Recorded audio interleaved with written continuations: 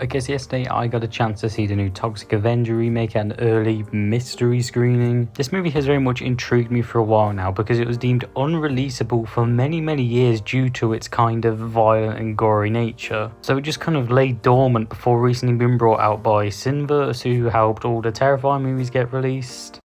Which, look, I'll say right now, definitely the right choice to have distributors known for not really giving a fuck when it comes to releasing movies unrated by this movie to release it. Because man, Toxic Avenger was just absolutely bananas in every single way. And I'm glad we got to see it fully uncut. Weirdly enough, the title card for this movie literally said The Toxic Avenger Unrated, which I just found pretty funny and fascinating because, well, it is rated in the UK. Because it's illegal to not rate a movie here, I believe. I'll say this right now, while it's not as consistent brutal as the Terrifier movies, for example. I mean, those movies, as much as I like them, they're very much focused on kill. When it does get violent and shows people getting offed, it really is just the same level as violence of Terrifier. This is a movie that absolutely is not afraid to get weird and crazy with it. And from the get-go, you're thrusted into it and just like, oh, this is going to be wild, isn't it? And yeah, it absolutely was. Now, I've been beating around the bush long enough. Did I actually like this movie or no? Honestly, I thought it was really great. And I'm saying that because yes, it delivers on the gore and violence you'd expect from this kind of thing. I was not expecting this movie to be nearly as clever as it was. I mean, The Toxic Avenger has always been a satire on the class system and corporate greed, as well as obviously superhero stories, but I was not expecting this remake to have a genuinely really smart satirical edge to it for almost the entire runtime. I do have to say though, there are times where it's doing these kind of cliches and tropes you'd find in things like horror movies, action movies, and comic book movies, and it does get a bit difficult to tell if it's doing them just because it's making a point about how stupid they are, or if it is just a part of that stupidity and isn't really aware. Which I will say on that, the satire on the class system and corporate greed I think was better than its satire on superheroes and origin stories, which is a bit of a shame because I feel like there's a lot of sort of potential to satirize the superhero genre. I mean, look at something like Deadpool, that did it really well. But like I said, it is still a pretty smart movie overall. Performances in this movie I really dug as well. I mean, the standout I feel was Kevin Bacon as this evil businessman who is just someone who only really cares about making a quick buck and doesn't really give a shit at all about anyone else in his life. I mean, genuinely, he even mistreats his brother, played by Elijah Wood, who also I thought gave a pretty great performance. He doesn't do much, sure, but for what he did do, his performance is pretty damn great. We also have Peter Dinklage as Toxie himself, the Toxic Avenger, and he was great, both the character and the performance. They give him a really good emotional hook despite the fact he's killing all these people in the most brutal ways possible, but you know they're bad guys, so they deserve it, and you want to see him succeed by the end of the movie. On that though, I will just say he had a sidekick in this movie who I didn't feel was very well written. I don't know, she just felt kind of a bit thrown in there to me, and like she was only there to get Toxie from point A to point B without having to think too hard about how to do it. I guess maybe it could be a satire on superhero duos like Batman and Robin, but I don't know, I didn't really feel like there was any kind of satire there personally, and it just felt as simple as she was unfortunately a lame superhero sidekick. Jacob Tremblay also gives a great performance. I mean, it goes without saying that he is, to me at least, one of the more talented young actors of the current decade, and some may argue his character is only really here as an emotional clutch for Toxie, and well,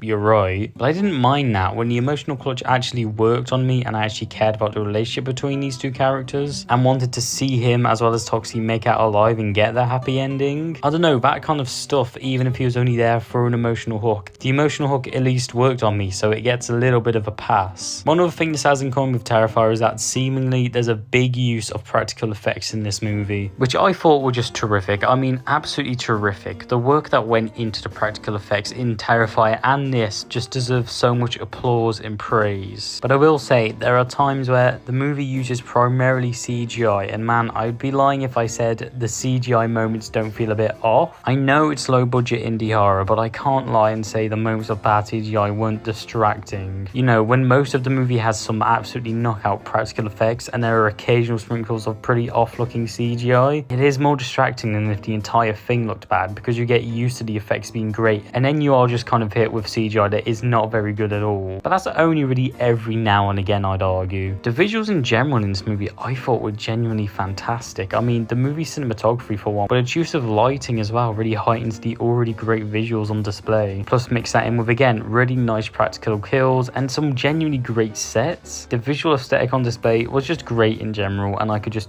glaze it all day long. Now I will say that while the story is investing, it is a little bit all over the place and does feel at times like it's biting off way more than it can chew. And there were times where I was like, okay, it needs to just slow down just a tad bit, which is ironic because another problem I had with the movie is that it does take a bit too long to get fully going. I was fine with setup because again, I actually did get emotionally hooked to these characters and the story, but I did start kind of wondering when the premise was going to fully kick into full gear. I think that's about it though for my full thoughts. And look, if you don't like movies like those original Toxic Avengers or Terrifier, then stay far away from this because it is absolutely not for you and you'll probably just have a miserable viewing experience. For me though, I thought it was a really great movie despite some of its drawbacks. It's funny, it's smart, it delivers on its score, manages to be really clever in the process and actually makes a point. I definitely am going to try check this one out again at some point, and I'm happy I got to see it as early as I did, and I'm going to give it an 8 out of 10.